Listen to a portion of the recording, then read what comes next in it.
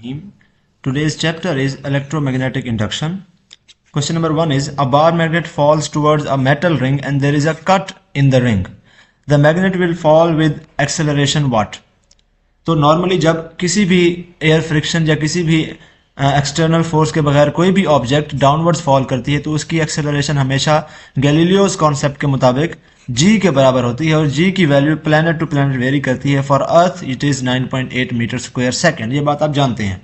जब भी कोई मैग्नेट गिरता है और उसके नीचे एक मेटल की रिंग रखी होती है, अगर वो मेटल की रिंग कंप्लीट हो तो वो सर्किट कंप्लीट होता है, राइट. और जब ये मैग्नेट इसकी तरफ गिरेगा तो इस मेटल की रिंग के across number of magnetic lines of force जो होंगी वो चेंज होंगी. तो फ्लक्स चेंज होता है जब भी ऐसा होता है, और जब फ्लक्स चेंज होता है तो उसकी वजह से ईएमएफ इंड्यूस होती है.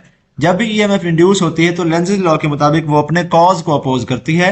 एंड नॉर्मली ऐसा होता है कि इस इंड्यूस्ड ईएमएफ की वजह से जो करंट इस कॉइल में दौड़ेगा या रिंग में दौड़ेगा वो करंट इस तरह का होगा कि इस रिंग में ऊपर की तरफ नॉर्थ पोल जनरेट हो जाएगा और नीचे की तरफ साउथ पोल जनरेट हो जाएगा, और वो इस गिरते हुए मैग्नेट को, फॉलिंग मैग्नेट को रिपेल करेगी, और इसकी जो एक्सेलरेशन होगी वो उस अपवर्ड रिपल्शन फोर्स की वजह से लेस देन g हो जाएगी. ठीक है ना. फ्रीली नहीं गिर रहा, नीचे की तरफ से उसको ऑपोजिशन का सामना करना पड़ रहा है. तो अगर ये सब कुछ तब होगा जब ये सर्किट यहां पर कंप्लीट हो, लेकिन हमारे केस में ये सर्किट कंप्लीट नहीं है. ये जो रिंग है ये कट है. तो क्या होगा कि इंड्यूस्ड ईएमएफ ऑल्दो जनरेट होगी, लेकिन ये जो करंट है ये जनरेट नहीं हो पाएगा, जिसकी वजह से कोई नॉर्थ पोल साउथ पोल नहीं बन पाएगा, और ये जो नीचे वाली रिंग है ये ऊपर वाले गिरते हुए मैग्नेट को रिपेल नहीं कर पाएगी और ये एक्सेलरेशन को g से कम नहीं कर पाएगी. So in this case, in this scenario, acceleration is still equal to g. Gravitational acceleration से ही ये मैग्नेट नीचे की तरफ गिरेगा. So A is the correct answer. Question number 2 है, if two identical loops, one of copper and the other of iron, are rotated with the same speed in a same magnetic field. जब भी किसी loop को, चाहे वो metallic loop हो या कोई भी और, चाहे वो कॉपर की लूप हो चाहे आयरन की कोई ना कोई कंडक्टर हो, मेटालिक कंडक्टर हो, उसको घुमाया जाता है किसी मैग्नेटिक फील्ड में such that flux through that coil और लूप चेंजेस, तो इंड्यूस्ड ईएमएफ जनरेट होती है, इंड्यूस्ड करंट जनरेट होता है अगर सर्किट क्लोज्ड हुआ तो यहां पर उसने हमें दो लूप्स दे दी हैं. स्पीड दोनों की सेम है, रोटेशन की, मैग्नेटिक फील्ड भी सेम है, लेकिन एक कॉपर की है एक आयरन की है. तो वो कहता है आप बताएं कि क्या दोनों में ईएमएफ सेम जनरेट होगा, करंट सेम जनरेट होगा, या इन ऑप्शन में से कौन सा करेक्ट है. सो ऑप्शन ए है, EMF induced in both the coils is equal. ये एग्जैक्टली सेम बात है, क्योंकि ईएमएफ जो है वो डिपेंड करती है rate of change of flux के. तो अगर सेम मैग्नेटिक फील्ड है और दोनों को सेम स्पीड से रोटेट किया जा रहा है तो rate of change of flux delta phi over t would be same for this copper and this iron loop. तो दोनों में जब rate of change of flux same होगा तो ऑब्वियसली ईएमएफ भी सेम होगी. लेकिन प्रॉब्लम है करंट का. करंट फ्लो करने के वक्त रेजिस्टेंस जो है वो बीच में इंटरवीन करती है. So even if copper and iron loops both have the same induced EMF, दोनों में इंड्यूस्ड करंट डिपेंड करेगा कि रेजिस्टेंस किसकी ज्यादा या किसकी कम है. So induced current is dependent on resistance, while induced EMF is dependent on rate of change of flux only, not on resistance. तो induced EMF although दोनों में सेम होगी, लेकिन induced current इस कॉपर वाली रिंग में ज्यादा होगा जबकि इस आयरन वाली रिंग में कम होगा. क्यों? क्योंकि कॉपर की रेजिस्टेंस कम होती है as compare to iron. So current induced in the copper coil is more than the iron coil. ये सी ऑप्शन भी ठीक है, बी ऑप्शन गलत है, करंट दोनों में सेम नहीं होगा. So A and C both are the correct options. Question number 3 है, two coils P and S are arranged as shown in the figure. ये कॉइल P है, अंदर कॉइल C है, बाहर एक सर्किट है, यहाँ पर एक डीसी सोर्स है और ये एक स्विच है, की है. तो वो कहता है अगर हम ये इस स्विच को क्लोज कर दें, यानी कि बटन ऑन कर दें और करंट इसमें फ्लो करना शुरू हो जाए, जैसा कि इस एरो से शो किया हुआ, इस डायरेक्शन में करंट फ्लो होगा, तो आप बताएं ये सेकेंडरी कॉइल जो कि इस सर्किट से आइसोलेटेड है, सर्किट के साथ इलेक्ट्रिकली लिंक्ड नहीं है, आप बताएं इसमें करंट फ्लो करेगा? अगर करेगा तो किस डायरेक्शन में करेगा? तो सिंपल सी बात है, जैसे ही हम स्विच ऑन करेंगे तो प्राइमरी कॉइल में करंट जो है वो 0 से राइज करेगा किसी एक वैल्यू तक और उसके बाद स्टेडी हो जाएगा, राइट. यहां पर इस इतनी वैल्यू का करंट, डीसी करंट भी जैसे ही हम बटन क्लोज करते हैं तो चेंज होता है, थोड़ी देर के लिए वो इंक्रीज करता है, उसके बाद एक स्टेडी वैल्यू अटेन करता है. तो ऑल्दो ये डीसी है, डायरेक्ट करंट है, तो फिर भी फॉर दिस रीजन इस रीजन तक इसमें करंट जो है वो चेंज हो रहा है, उसके बाद स्टडी हो गया है। तो जब तक ये करंट चेंज होता रहेगा तो तब तक flux through this secondary coil would change. तो इंड्यूस्ड ईएमएफ जनरेट होगी इस सेकेंडरी कॉइल में until the current is study again. तो इस थोड़े से ब्रीफ मोमेंट के लिए इस सेकेंडरी करंट में भी, सेकेंडरी कॉइल में भी इंड्यूस्ड ईएमएफ जनरेट होगा, इंड्यूस्ड करंट भी जनरेट होगा। तो वो इंड्यूस्ड करंट की जो डायरेक्शन होगी वो लेंज़ लॉ के अकॉर्डिंग अपने कॉज के ऑपोजिट होगी। तो प्राइमरी कॉइल इसका कॉज है, प्राइमरी कॉइल में ये क्लॉकवाइज CW में लिख रहा हूं जनरेट हो रहा है करंट। तो सेकेंडरी कॉइल में एंटी क्लॉकवाइज ACW शॉर्टकट में लिख रहा हूं, एंटी क्लॉकवाइज जो है वो करंट थोड़े से ब्रीफ मोमेंट के लिए जनरेट होगा। सो C is the correct option. Fourth है a glass rod of length L moves with velocity v perpendicular to magnetic field B, तो EMF induced in the rod is what? कुछ नहीं करना, simple आपने देखना कि ये ग्लास रॉड है, ग्लास कंडक्टर नहीं है, तो ऑब्वियसली उसको अगर आप मैग्नेटिक फील्ड में मूव करें, मैग्नेटिक फ्लक्स उस ग्लास रॉड के थ्रू चेंज करवाएं भी, तो फिर भी EMF इंड्यूस नहीं होगी। EMF इंड्यूस कंडक्टर में ही होती है हमेशा। अब यहां पर देखें कंडक्टिंग रॉड, सबसे पहला पॉइंट पेटी पॉइंट है, छोटा सा पॉइंट है, बाद लोग इसको भी मिस कर जाते हैं। तो पहले ये देखना है आपने कि कंडक्टर है भी किसी काम का कि नहीं। तो कंडक्टिंग रॉड, ये हमारी अब टेंशन खत्म होगी। अब आगे हम न्यूमेरिकल पर फोकस करते हैं, क्वेश्चन पर फोकस करते हैं। तो कंडक्टिंग रॉड है, इसका मतलब है इसके ऊपर EMF तो जनरेट होगी ही। अब आगे हम देखते हैं कि वो क्या कह रहा है। A conducting rod PQ moves parallel to the positive x axis, यानी कि इस डायरेक्शन में इसकी v की डायरेक्शन, वेलोसिटी की डायरेक्शन होगी। Uniform magnetic field is pointing in the positive z direction, ये बाहर की तरफ z एक्सिस है, तो आउटवर्ड्स ये डॉट्स भी बने हुए हैं, तो आउट ऑफ द प्लेन इसकी जो डायरेक्शन है मैग्नेटिक फील्ड की वो है। देन आप बताएं कि the end Q of the rod becomes positively charge, the end P of the rod become positively charge, या बोथ एंड्स बिकम न्यूट्रल, या कौन सा होगा। तो आप देखें V की डायरेक्शन इस तरफ है और B की डायरेक्शन जो है वो है इनटू द पेज, राइट, ये B की डायरेक्शन है।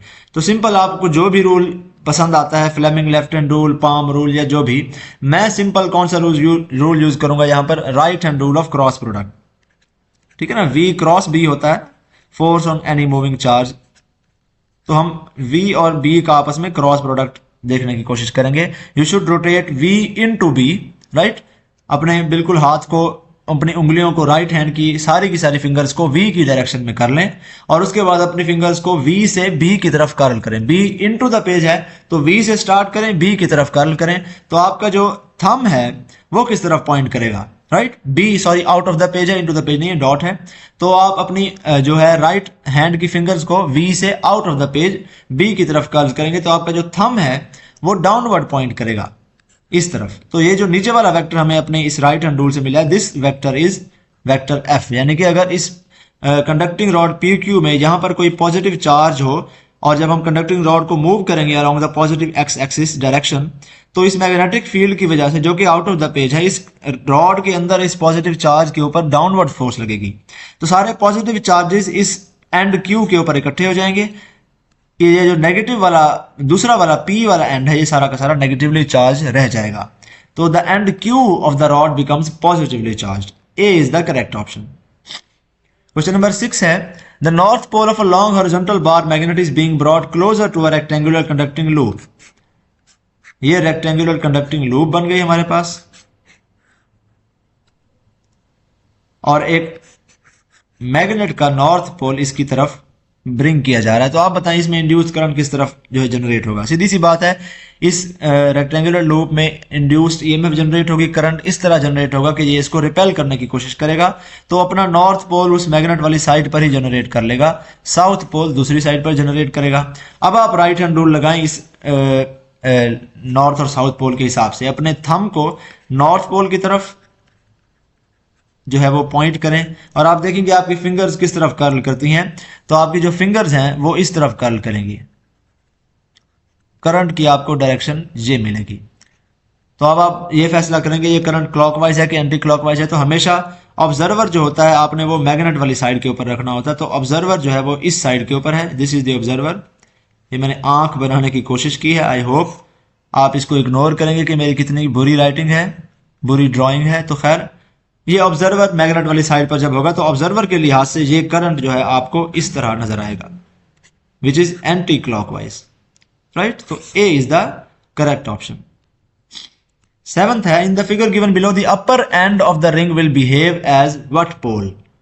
राइट, आपने देखना है कि अपर एंड ऑफ द जो रिंग है वो कौन सा पोल के तौर पर बिहेव करेगा जब ये स्विच हम क्लोज करेंगे। आप देखें कि जैसे ही ये स्विच क्लोज करेंगे डायरेक्शन ऑफ करंट हमें दी गई है, राइट हैंड रूल लगाएं और आप देखेंगे जब इस नीचे वाली कॉइल में करंट फ्लो करेगा इसका नॉर्थ साउथ कहां बनेगा। तो राइट हैंड रूल के मुताबिक इसका जो नॉर्थ बनता है वो नीचे की तरफ बनता है और साउथ बनता है ऊपर की तरफ। जब इसमें मैग्नेटिक फील्ड जनरेट होगी, इस रिंग के थ्रू मैग्नेटिक फ्लक्स चेंज होगा। ये रिंग लेंज़ लॉ के मुताबिक इस मैग्नेटिक फ्लक्स को चेंज करने की कोशिश करेगी और नीचे वाली कॉइल को अपोज करने की, रिपेल करने की कोशिश करेगी और अपना साउथ पोल इसके साउथ पोल की तरफ यानी कि नीचे वाली साइड पर जनरेट कर लेगी। तो इस ऊपर वाली रिंग का साउथ पोल नीचे होगा और इसका नॉर्थ पोल ऊपर होगा और थोड़ी देर के लिए ये रिंग हल्की सी जंप भी करेगी। ठीक है ना, जंप करेगी फिर वापस आ जाएगी क्योंकि ये डीसी सोर्स है, थोड़ी देर के लिए ही इंक्रीज करता है फिर नॉर्मल आ जाता है। तो इस इंक्रीज करने वाले रीजन तक ये इसको रिपेल करेगी, जंप करेगी और फिर अचानक फौरन फिर वापस आ जाएगी और फिर उसके बाद कोई इंड्यूस्ड ईएमएफ इसमें और इंड्यूस्ड करंट भी जनरेट नहीं होगा। सो क्वेश्चन है हमारा कि आप बताएं सिर्फ नॉर्थ पोल कौन सा है। तो upper end of the figure, upper end of the ring will behave as north pole. A is the correct option. A rectangular loop is held horizontal. ये ए बी सी डी एक rectangular loop है। तो आप बताएं ये magnet ऊपर से नीचे की तरफ गिर रहा है तो करंट इस रेक्टेंगुलर लूप में किस तरह का फ्लो करेगा अगर हम ऊपर से ऑब्जर्व करें तो। राइट, ये ऑब्जर्वर है। तो अब आप देखेंगे ऑब्वियसली नीचे गिरते हुए मैग्नेट को ये लूप रिपेल करने की कोशिश करेगी। नॉर्थ पोल ऊपर की तरफ जनरेट हो जाएगा, साउथ पोल नीचे की तरफ जनरेट हो जाएगा। फिर राइट हैंड रूल लगाएं, अपना थंब को ऊपर की तरफ नॉर्थ पोल की तरफ रखें तो आपकी fingers in arrows, red arrows की डायरेक्शन में कर्ल करेंगी और अगर ऊपर से देखा जाए तो ये एरोज एंटी क्लॉकवाइज यानी कि ए बी सी डी ए इस डायरेक्शन में करंट फ्लो करेगा। So A is the correct option. Ninth है, volt second are the units of. ये वोल्ट सेकंड है, ये मैग्नेटिक फ्लक्स का यूनिट है। फ्रेडेज लॉ के मुताबिक EMF is equal to rate of change of flux, या अगर हम चेंज ऑफ फ्लक्स को देखें तो वो ईएमएफ मल्टीप्लाइड बाय टाइम होता है। ईएमएफ का यूनिट वोल्ट है तो इसका टाइम का यूनिट सेकंड है, तो ये फ्लक्स का जो यूनिट हो गया वो वोल्ट सेकंड हो गया।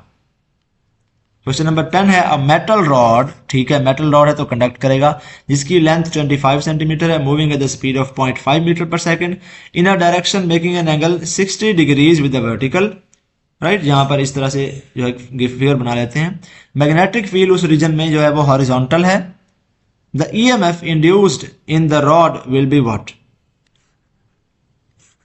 इस तरह से मैग्नेटिक फील्ड है और इसके अक्रॉस एक मेटल रॉड को मूव करवाया गया है। मेटल रॉड के जो एंगल है वो है 60 degrees with the vertical. Right, हम जब भी एंगल देखते हैं वो जो मोशनल ईएमएफ का फॉर्मूला है VBL sin थीटा, इसमें जो थीटा होता है ये हमेशा आपने angle with the x axis ही देखना होता है। राइट, तो एंगल विद द वर्टिकल अगर दिया हुआ है तो आपने उसको 90 से माइनस करके एंगल विद द हॉरिजॉन्टल निकाल लेना। तो ये 60 degree angle with the vertical है तो 30 डिग्री होगा angle with the horizontal. Sine 30 1/2 होता है तो VBL डिवाइडेड बाय 2 हो जाएगा। ये हो जाएगी ईएमएफ इस केस में इस मेटल रॉड के अंदर। अब इसमें V, B और L पुट करेंगे तो हमें इंड्यूस्ड ईएमएफ मिल जाएगी, लेकिन उसने हमसे वैल्यू नहीं पूछी। उसने हमें बताया कि बताएं ये जो ईएमएफ इंड्यूस होगी ये मैक्सिमम इंड्यूस्ड ईएमएफ का हाफ होगी, 1/3 होगी या क्या होगी। तो सिंपल सी बात है, मैक्सिमम इंड्यूस्ड ईएमएफ जो होती है वो VBL के बराबर होती है। तो इस केस में मैक्सिमम इंड्यूस्ड ईएमएफ को मैं E0 से शो कर रहा हूँ, बाकी 2 वैसा का वैसा है। तो इस केस में induced EMF is half of the maximum EMF. A is the correct option. 11th है, around which of the 3 coordinate axes should the coil be rotated in order to generate an EMF and a current in the coil. Right, तो अब आपने बताना है कि किस axis के about ये कॉइल जो यहाँ पर शो की गई है वो रोटेट हो। डायरेक्शन ऑफ मैग्नेटिक फील्ड आपको दे दी गई है। अगर हम इसको y एक्सिस के अबाउट रोटेट करवाएं तो ये कुछ इस तरह से रोटेट करेगी। Right, like this. तो आप देखेंगे कि अगर ये इस तरह से रोटेट कर रही है तो ये मैग्नेटिक फील्ड लाइंस को क्रॉस नहीं कर रही।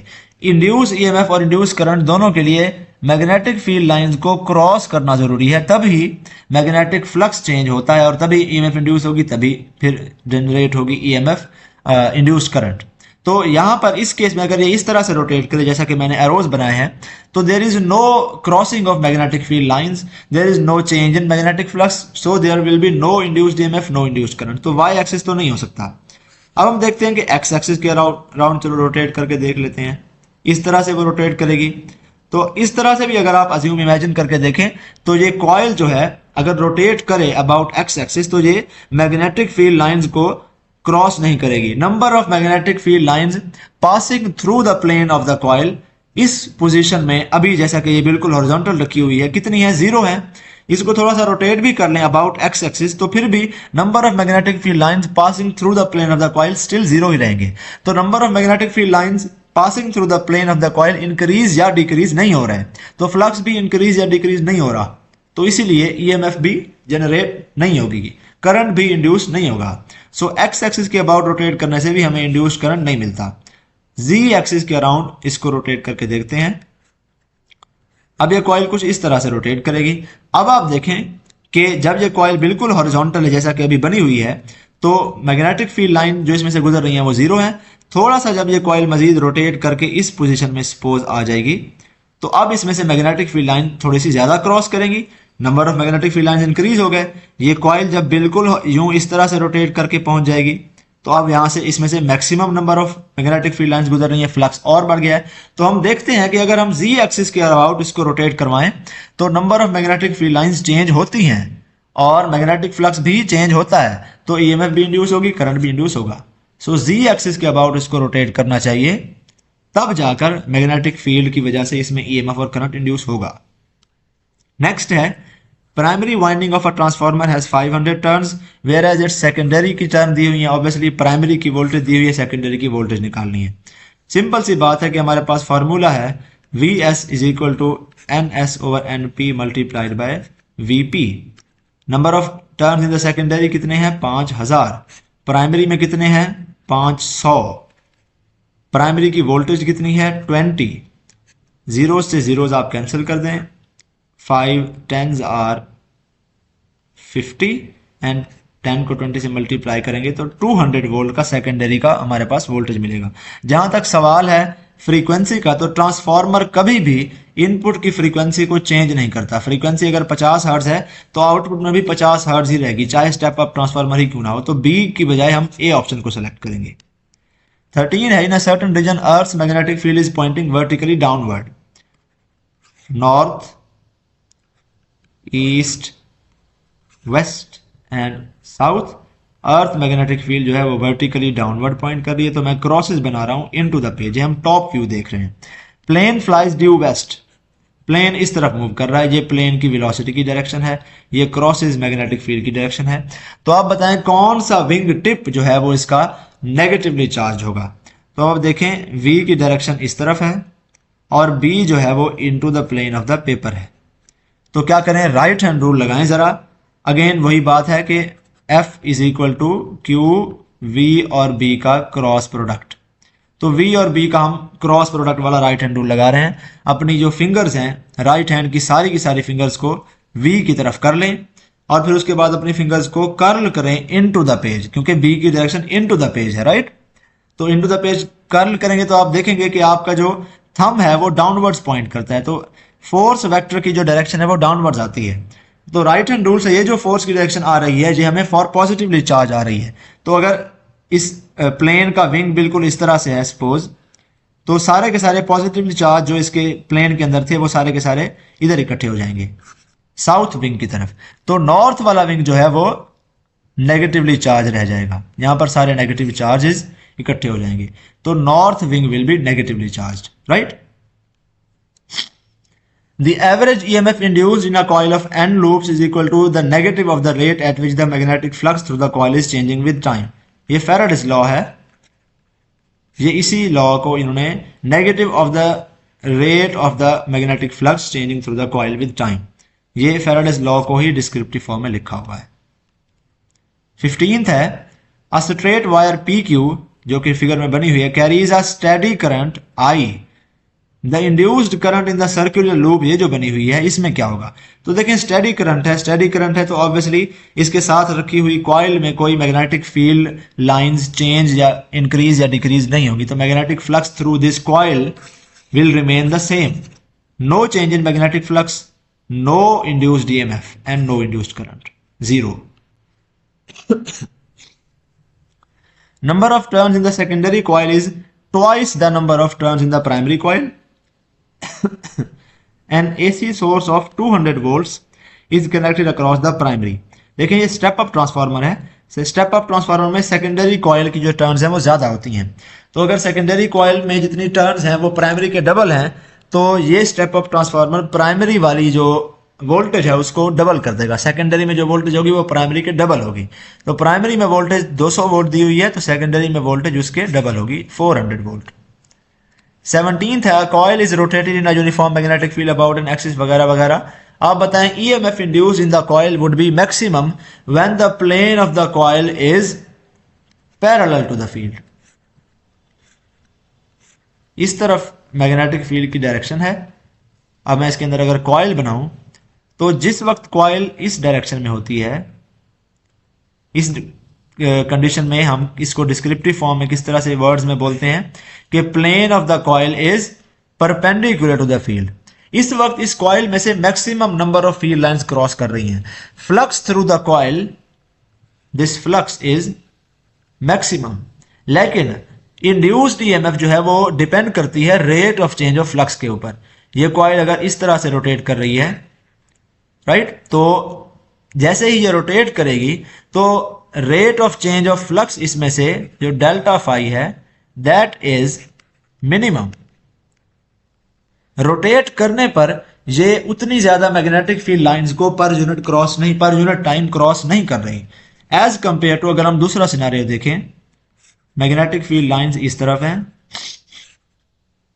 और इसमें जो कॉइल है वो हॉरिजॉन्टल पड़ी हुई है, यानी कि plane of the coil is parallel to the field.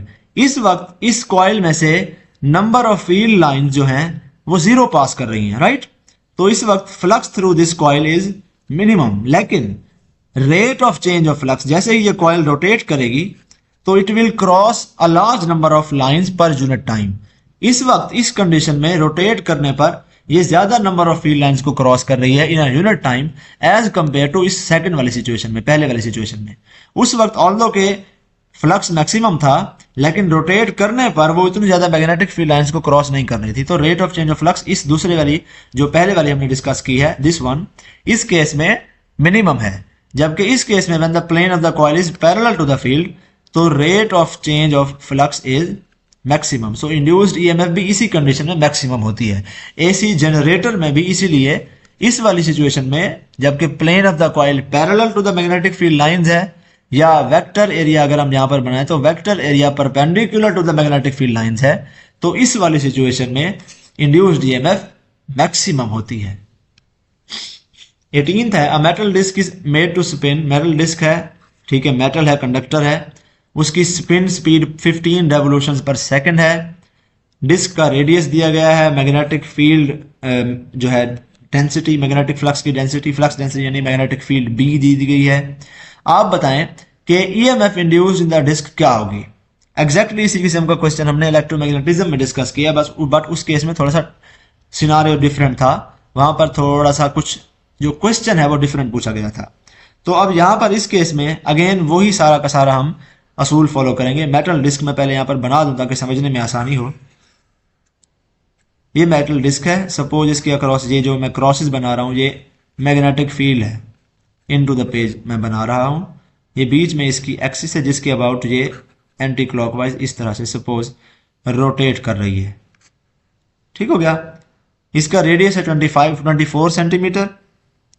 तो अगर हम इसका एरिया पहले कैलकुलेट कर लें, area is equal to pi multiplied by 24 का स्क्वायर।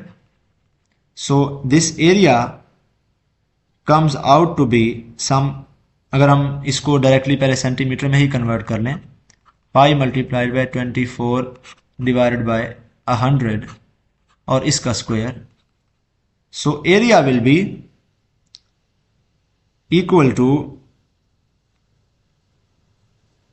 0.18 metre square.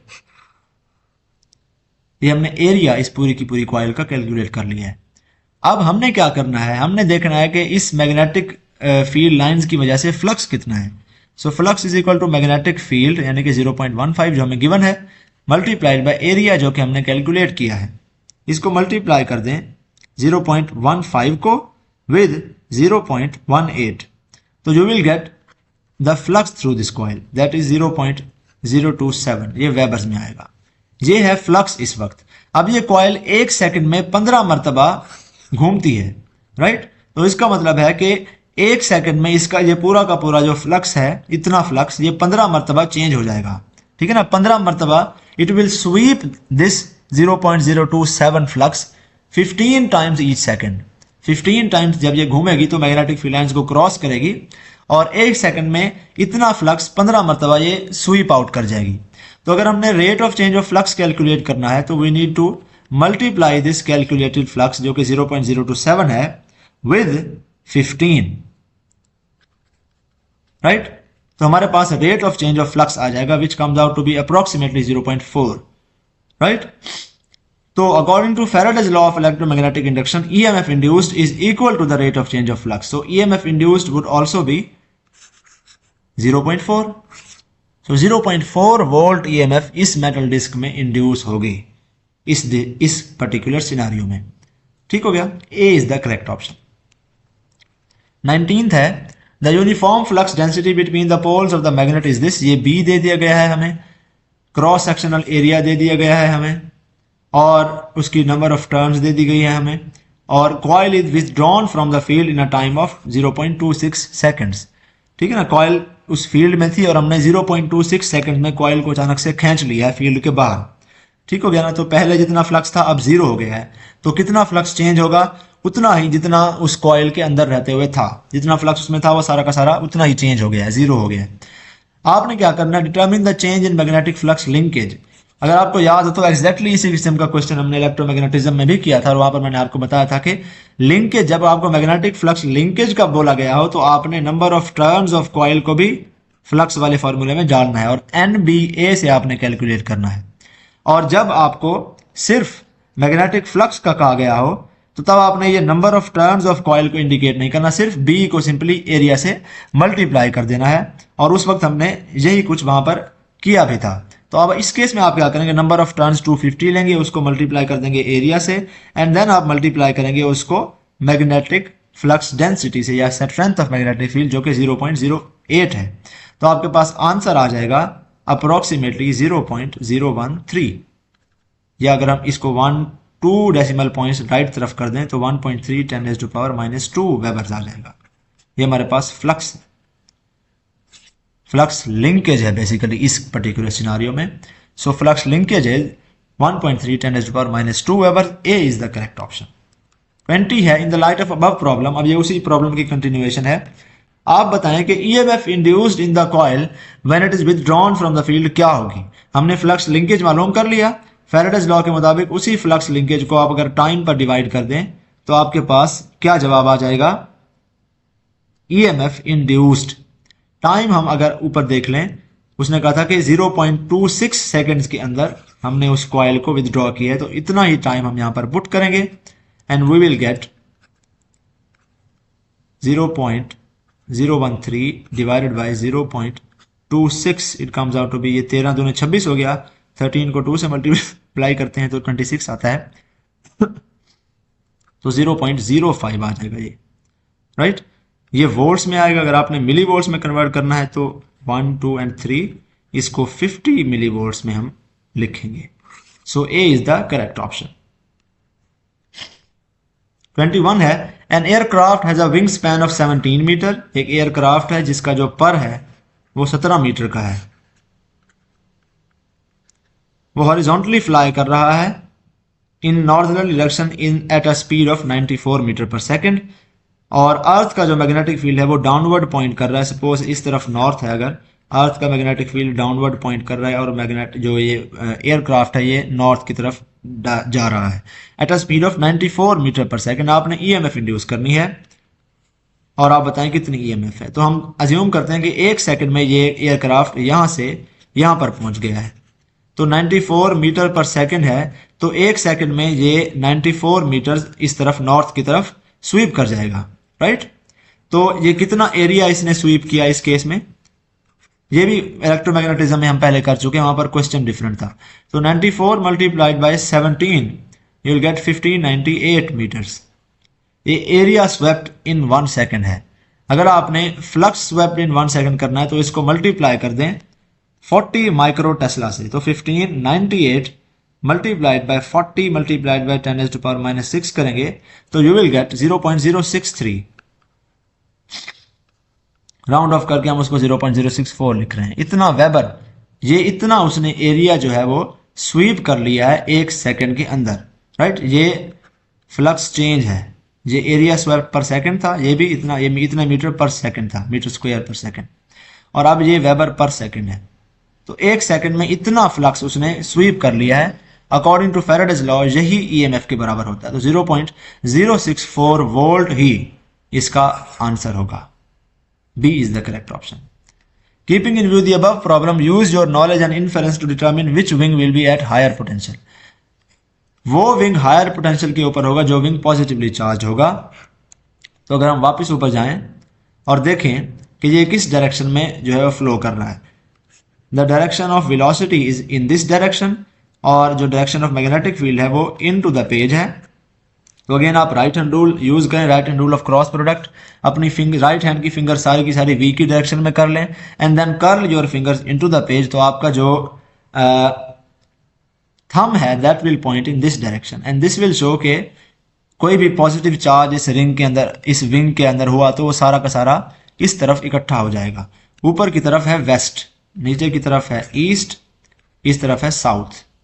ठीक हो गया ना।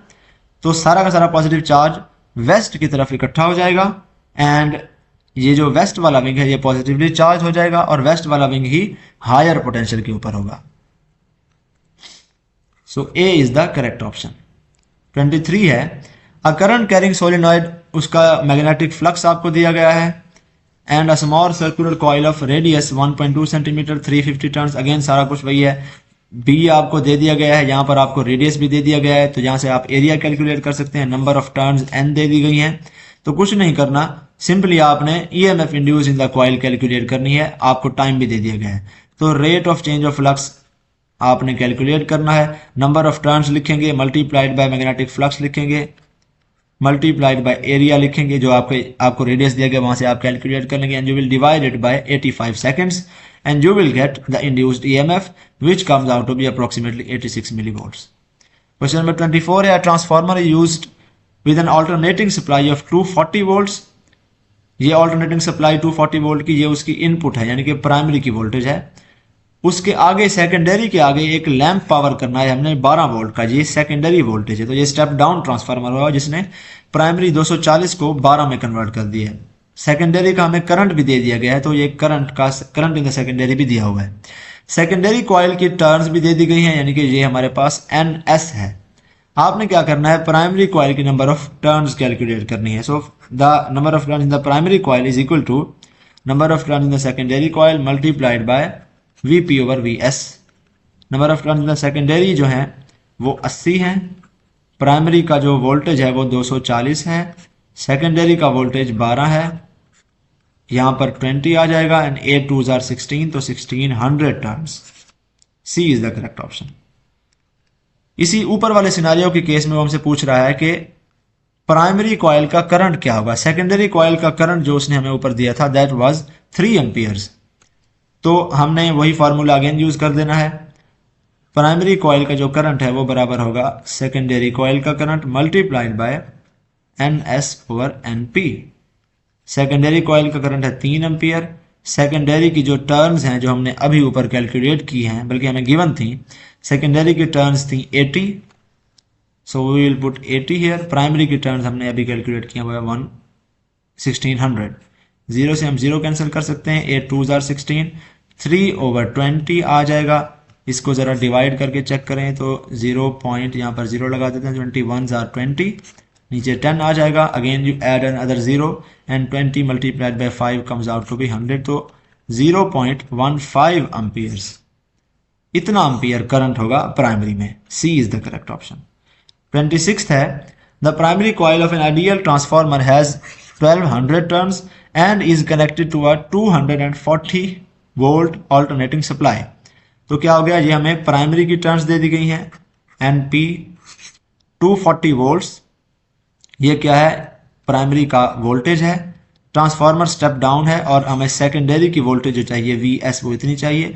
नंबर ऑफ टर्न्स कैलकुलेट करें सेकेंडरी में, तो हम ये फार्मूला लगाएंगे, राइट। प्राइमरी की turns 1200 multiplied by voltage in the secondary divided by voltage in the primary. 0 से 0 कैंसिल कर दें, यहाँ पर 12 आ जाएगा, अगर 2 पर डिवाइड करें यहाँ पर 60 आ जाएगा, and then you again cancel, 5 आ जाएगा, एंड 9 5s आर 45। तो 45 टर्न्स होनी चाहिए इस कॉइल जो सेकेंडरी कॉइल है